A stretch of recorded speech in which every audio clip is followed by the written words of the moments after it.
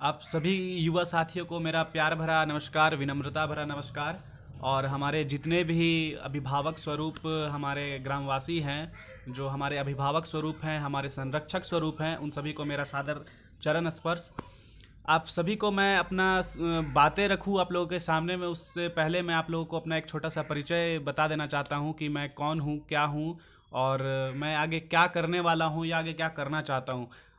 हो सकता है आप लोगों में से बहुत लोग हमें बेहद बेहतर तरीके से पहचाने होंगे, जानते होंगे, लेकिन मेरा फ़र्ज़ बनता है कि मैं आप लोगों के साथ अपनी बातों को शेयर करूं। तो सबसे पहले मैं आप लोगों को बता देना चाहता हूं कि मेरा नाम प्रशांत वर्मा है और मैं रोला का निवासी हूं। और मेरा बचपन का बीता है पढ़ाई, और मैंने अपनी पूरी स्कूलिंग अमृतनगर हाई स्कूल से कर रखा है।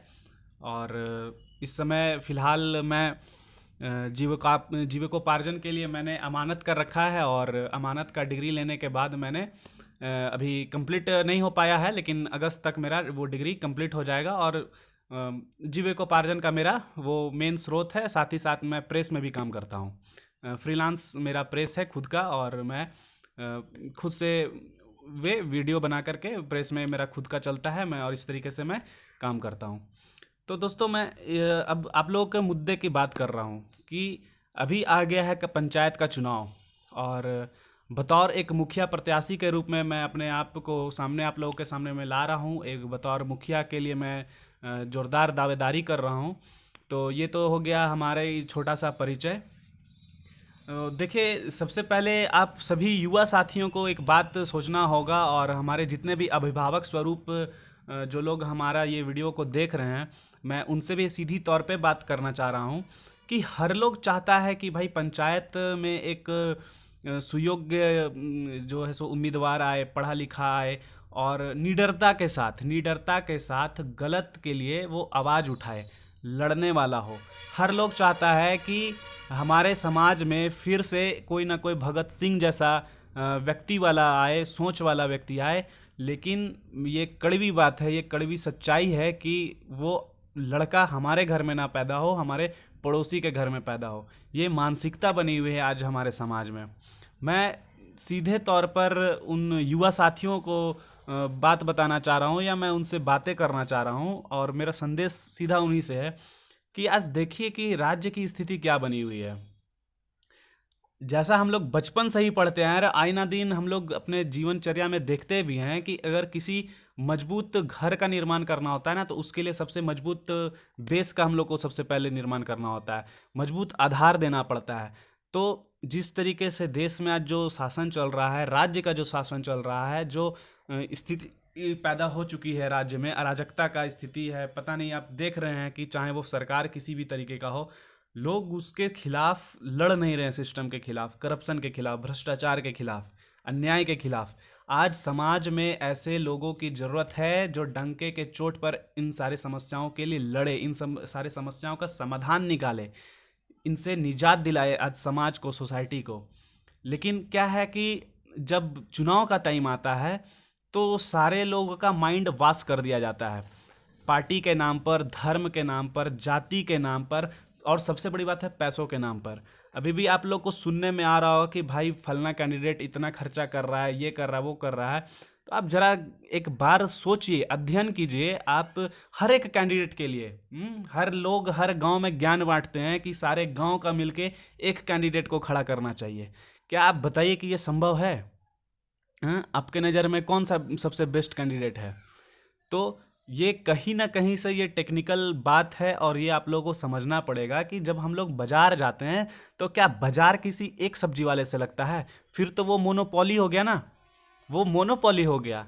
आप लोग समझिए, लोकतंत्र के महत्व को समझिए, आप अपने अंदर की क्षमता को समझिए, आप अपना विवेकशील को प्रयोग में लाइए और विचार कीजिए। आप देखिए कि कौन कौन से प्रत्याशी हैं मैदान में, किन में कितनी काबिलियत है, कौन कितना सक्षम है। क्योंकि आप लोग को भी पता है कि ये पंचायत का चुनाव है, और हर एक प्रत्याशी आपके गांव में पैदा हुआ है, आपके गांव में पला बढ़ा है, उसका आचरण क्या है, उसकी सोच कैसी है, हर एक बिंदु पर आप लोग चर्चा कीजिए, आप लोग मंथन कीजिए, उसके बाद किसी कंक्लूजन पर आइए और देखिए और विचार कीजिए। और उसका भरपूर समर्थन दीजिए। मैं ये नहीं कह रहा हूँ कि मैं एज ए प्रत्याशी मैं मुखिया का दावेदारी कर रहा हूँ, मैं मुखिया प्रत्याशी ही हूँ और आप लोग मुझे ही मुखिया चुनिए, मैं ऐसा बिल्कुल भी नहीं कह रहा हूँ। आप उसे मुखिया चुनिए जो लगे कि नहीं आपके लिए सुयोग्य हो। कोई बेस्ट मुखिया आपको अगर मेरे से ज़्यादा नज़र सामने आता है तो आप उसको मौका दीजिए। ऐसा कोई ज़रूरी नहीं है कि आप हम ही को आप वोट कीजिए या आप मेरे साथ खड़े रहिए। और मैं आप लोगों को साफ बता देना चाह रहा हूँ कि भाई अगर कोई भी ऐसे वोटर्स हैं जो उम्मीद रखते हैं कि आप हमसे कुछ आर्थिक लाभ लेकर के आप हमको वोट दीजिएगा, तो मैं क्षमा चाहता हूँ, आप मुझे वोट मत दीजिए। और मैं चाहता हूँ कि भाई समाज में आप लोगों से जैसे सोच वाले व्यक्तियों से मुक्ति मिलनी चाहिए। सबसे पहले सोच हम लोग बदलें, फिर हम लोग समाज को बदलने का प्रयास करें। तो इसके लिए सबसे बेस्ट तरीका क्या है कि हम लोग कंक्लूजन निकालें, देखें, पता करें कि भाई कौन लोग हैं, क्योंकि अब तो सबको मालूम चल रहा है। हर एक गांव से लोग आ रहे हैं कि भाई मैं मुखिया बनूंगा, मैं मुखिया बनूंगा। पहले देखिए कि मुखिया बनने से पहले उनका सोसाइटी के लिए क्या रिस्पॉन्सिबिलिटी रहा है, क्या योगदान रहा है, उन्होंने व्यक्तिगत रूप से क्या एफर्ट लगाया है, कितने गलत के लिए उन्होंने लड़ा है। तो समझ जाइए कि वो किस टाइप के लोग हैं। अगर वो चाह रहे हैं कि मैं मतलब इनकम के लिए मैं पंचायत का चुनाव लड़ूं, और तो समझ जाइए कि उनकी मंशा क्या है, उनके मन में कैसा कीड़ा भरा हुआ है। और मैं उम्मीद करता हूं कि आप लोग काफ़ी समझदार हैं और आप लोग इस बात को बखूबी समझिएगा। और देखिए हर लोग चाह रहा है कि मुखिया मेरे गांव का बने, मेरे गांव का बने। तो मैं बता देना चाहता हूं कि क्या एक गांव का मुखिया बनने से क्या उसका पूरा डेवलपमेंट हो जाएगा? सोचिए कि कितना घटिया सोच है।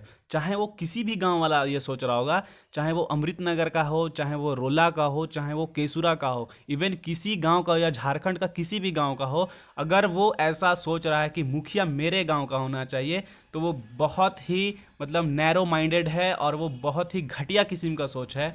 अगर मान लेने की बात है तो वो कैसे पूरे पंचायत का विकास करेगा? वो तो सिर्फ अपने गांव का सोचेगा ना।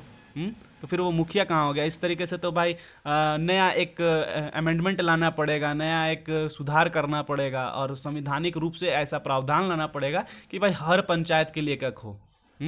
ये भी प्रैक्टिकली सोचने वाली बात है कि मुखिया एक ऐसा मुखिया होना चाहिए जो पंचायत का पूरा सर्वांगीण विकास कर सके, ना कि सिर्फ वो अपने घर आंगन का ही बात करे, सिर्फ चर्चा करे। अगर ऐसा होता तो जिस गांव के मुखिया होते हैं उस हर एक गांव को तो भाई आज पूरा एकदम चमन बन जाना चाहिए था, वहाँ पर तो एकदम स्वर्ग का जैसा रूप ले लेना चाहिए था। लेकिन धरातल पे आप लोग झांक के देख लीजिए, मैं बताऊंगा नहीं कि किस गांव का डेवलपमेंट का क्या ग्रोथ रहा है। आप लोग इस पर एक बात चर्चा कीजिए, मंथन कीजिए, उसके बाद अंतिम में कोई कंक्लूजन निकालिए और आप लोगों को जो बेस्ट कैंडिडेट लगे आप लोग निडरता के साथ अगर ऐसा मोछ रखते होंगे तो निडरता के साथ उसके साथ कंधा से कंधा मिलाकर चलिए और अपने राज्य को, अपने पंचायत को एक उज्जवल भविष्य दीजिए।